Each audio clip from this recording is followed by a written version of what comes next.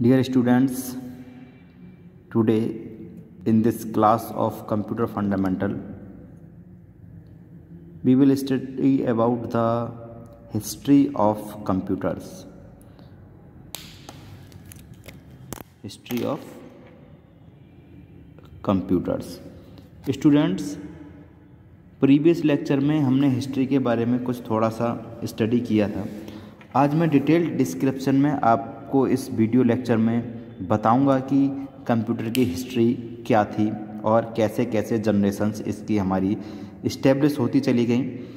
The history of the computer dates back to several years, यानी कि जो history है कंप्यूटर की वो पिछले कई सालों से डेट्स होती आ रही है, यानी कि क्रिएट होती आ रही है।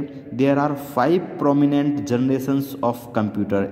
बेसिकली अगर हम देखें तो 5 जनरेशन्स कंप्यूटर की हैं। ओके, तो each generation has witnessed several technological advances which change the functionality of the computer. और जो जनरेशन्स डिवाइड की गई हैं वो टेक्नोलॉजिकल एडवांसमेंट जो हुए हैं उसकी कंप्यूटर की फंक्शनैलिटी में जो भी एडवांसमेंट हुए हैं उनके आधार पर जनरेशन्स को कैटेगराइज किया गया है। Okay, this results in more compact powerful reversed system which are less expensive. इसमें जो जनरेशन क्रिएट करने का तरीका है वो जैसे जैसे कंप्यूटर्स हमारे कॉम्पैक्ट होते गए हैं उनकी पावरफुलनेस बढ़ती चली गई है, रोबस्टनेस बैलेंस्ड हुई है। उसी के अकॉर्डिंग हमने या जो कंप्यूटर की जनरेशन्स हैं वो हमारी इस्टेब्लिश्ड हुई हैं। The brief history of computer is discussed below. और जो हिस्ट्री है इसकी मैं आज डिटेल में आपको बताऊंगा। ठीक है, सबसे पहले आती है हमारी फर्स्ट जनरेशन, जिसकी स्टार्टिंग नॉर्मली हम मान सकते हैं कि 1940 से 1956 यानी 1940 to 1956। Then the first generation computer had the following features and components. अगर फर्स्ट जनरेशन के कंपोनेंट्स की और फीचर्स की बात करें तो सबसे पहले हम बात करेंगे हार्डवेयर की।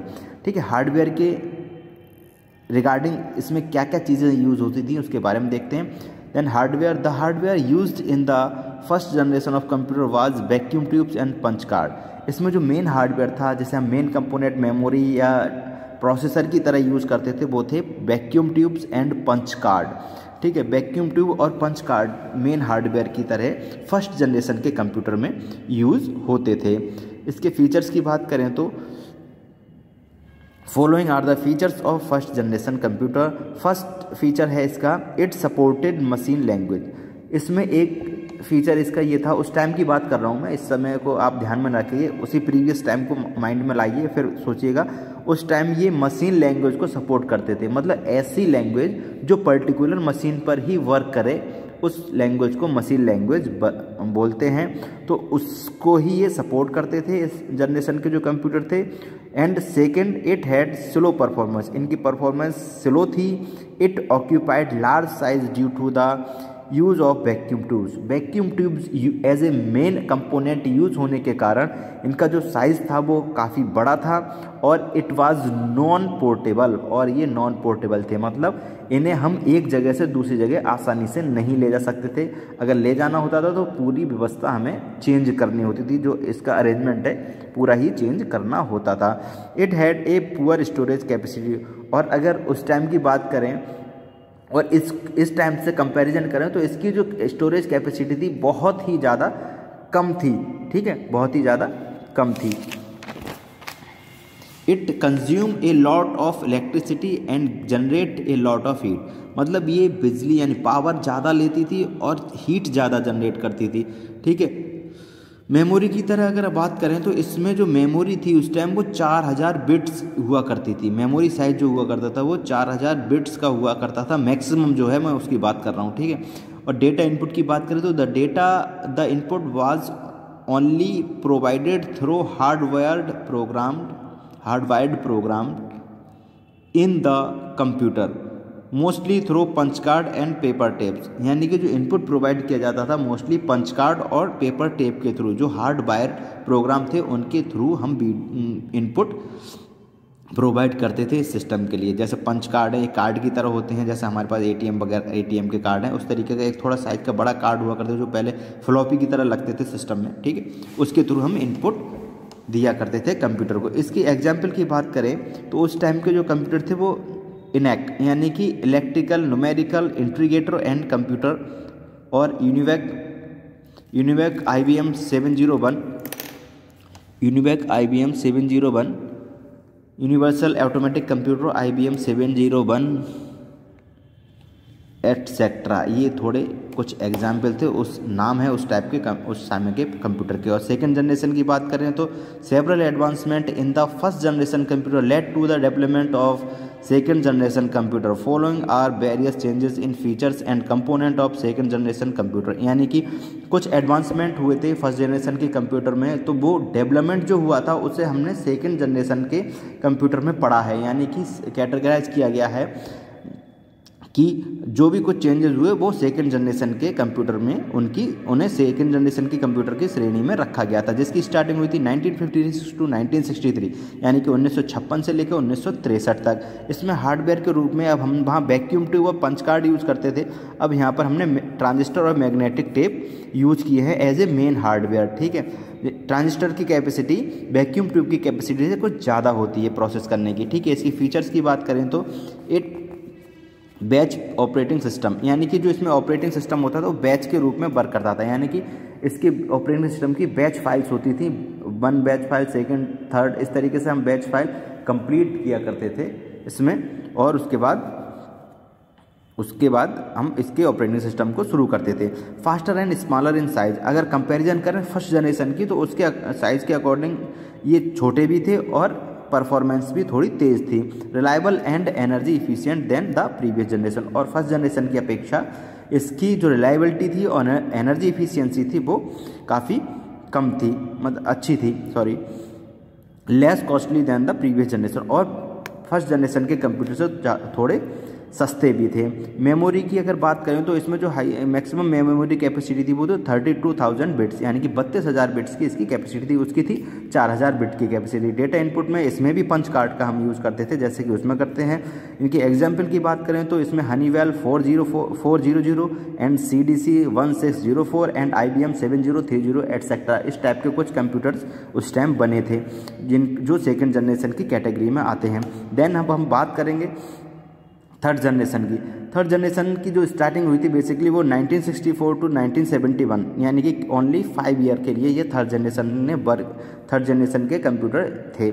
मतलब इनकी प्रोग्रामिंग जो थी वो उसके बाद कुछ और चेंजेस आ गए, उन्हें हम फोर्थ जनरेशन में पढ़ेंगे। Following are the various component and features of the third generation computer. अगर इसके फीचर्स की बात करें तो हार्डवेयर में इसमें यूज होने लगा था इंटीग्रेटेड सर्किट, जैसे हम शॉर्ट में IC भी कहते हैं, ठीक है। ICs इसमें ट्रांजिस्टर की जगह यूज होने लगी थी, जो कि एक सेमीकंडक्टर मटेरियल से बनी होती थी, एंड लार्ज कैपेसिटी डिस्क और मैग्नेटिक टेप और डिस्क का इसमें यूज होने लगा था थर्ड जनरेशन के कंप्यूटर में, ठीक है।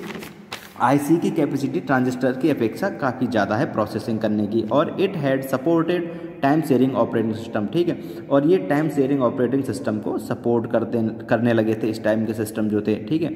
Faster, smaller, more reliable and cheaper than the previous generation. और प्रीवियस जनरेशन की बात करें, यानी कि फर्स्ट और सेकेंड जनरेशन की तुलना में इसकी बात करें तो ये परफॉर्मेंस में तेज़ थे, साइज में स्मॉल थे और रिलायबल थे बहुत ज़्यादा, और सस्ते भी थे, ठीक है। इजी टू एक्सेस, और इन्हें यूज़ करना या एक्सेस करना, कंपैरिजन किया जाए फर्स्ट और सेकंड जनरेशन से तो काफ़ी इजी था, ठीक है। मेमोरी की बात करें तो इसमें मेमोरी कैपेसिटी थी 128,000, यानी कि 1,28,000 बिट्स, यानी कि 128,000 बिट्स इसमें मेमोरी कैपेसिटी थी। यानी कि कितनी इंक्रीज हुई, 4,000, फिर 32,000, फिर 1,28,000 बिट्स, ये मेमोरी काफ़ी बड़ी होगी। तो हम इसमें मेमोरी का मतलब है और ज़्यादा डेटा स्टोर कर सकते हैं इसमें, इस टाइप के। उसमें डेटा इनपुट की बात करें तो यहाँ कीबोर्ड और मॉनिटर का यूज़ करते थे डेटा इनपुट के लिए, ठीक है। इस टाइप के जो एग्जांपल्स हैं इस कैटेगरी में जो सिस्टम्स आते हैं उनके कुछ नाम इस तरीके से हैं: IBM 360 एंड 370, CDC 6600, PDP 8 और PDP 11 एटसेट्रा, ठीक है। फोर्थ जनरेशन की बात करें तो फोर्थ जनरेशन की जो स्टार्टिंग हुई थी वो 1972 से लेकर 2010 तक, यानी कि 1972 से 2010 तक इसमें कुछ रिमार्केबल चेंजेस हुए थे। इस टाइम में कुछ रिमार्केबल चेंजेस हुए थे, जैसे कि हार्डवेयर के तौर की बात करें तो आईसीज को हम यूज़ करते थे, लेकिन उनका जो वो था स्केलिंग वो बहुत ज़्यादा हाई थी, यानी कि वेरी लार्ज स्केल इंटीग्रेशन, यानी कि VLSI आईसीज यूज़ करते थे, ठीक है, जो सेमीकंडक्टर से बनी होती थी, लेकिन इनकी कैपेसिटी कुछ ज़्यादा थी प्रोसेस करने की। मैग्नेटिक टेप और फ्लॉपी डिस्क का यूज़ करने लगे थे, ठीक है। इसकी फीचर्स की बात करें, देखिए कितने सारे फीचर्स इसमें इनबिल्ट हो गए थे।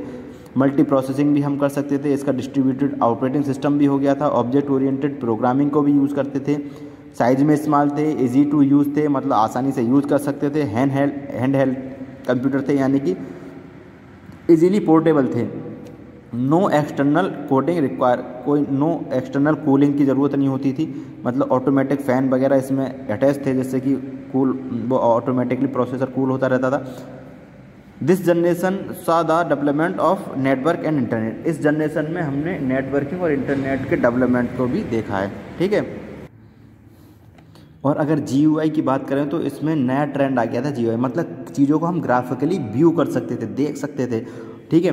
मेमोरी की बात करें तो इसमें 100 मिलियंस बिट मेमोरी का यूज़ होने लगा था, यानी कि कैपेसिटी जो है वो बढ़ गई थी। डेटा इनपुट कीबोर्ड और माउस के थ्रू होता था।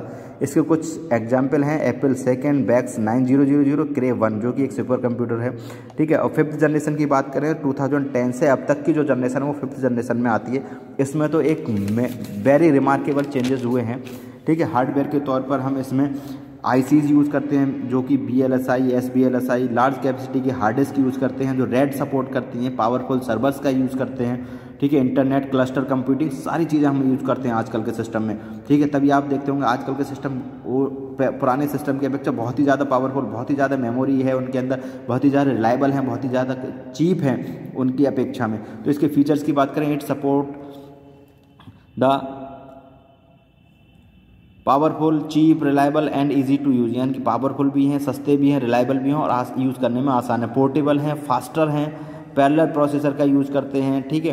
रैपिड सॉफ्टवेयर डेवलपमेंट, और आसानी से हम इसमें सॉफ्टवेयर डेवलपमेंट कर सकते हैं। मेमोरी की बात करें तो इसकी मेमोरी अनलिमिटेड है। आजकल मेमोरी तो 500 गीगाबाइट, 1 टेराबाइट, 20 टेराबाइट, 50 टेराबाइट, इस तरीके से मेमोरीज हमारी बढ़ती गई हैं। इसमें CD-ROM, optical disk, input devices, keyboard, mouse, joystick वगैरह सबका यूज़ करते हैं। इसके जो एग्जाम्पल हैं वो IBM, पेंटियम, परम, ठीक है, और जैसे एसर, डेल, जो भी सिस्टम इस समय आ रहे हैं कंप्यूटर, वो 5th जनरेशन कैटेगरी में रखे जा सकते हैं। तो ये था detail description of history of computer.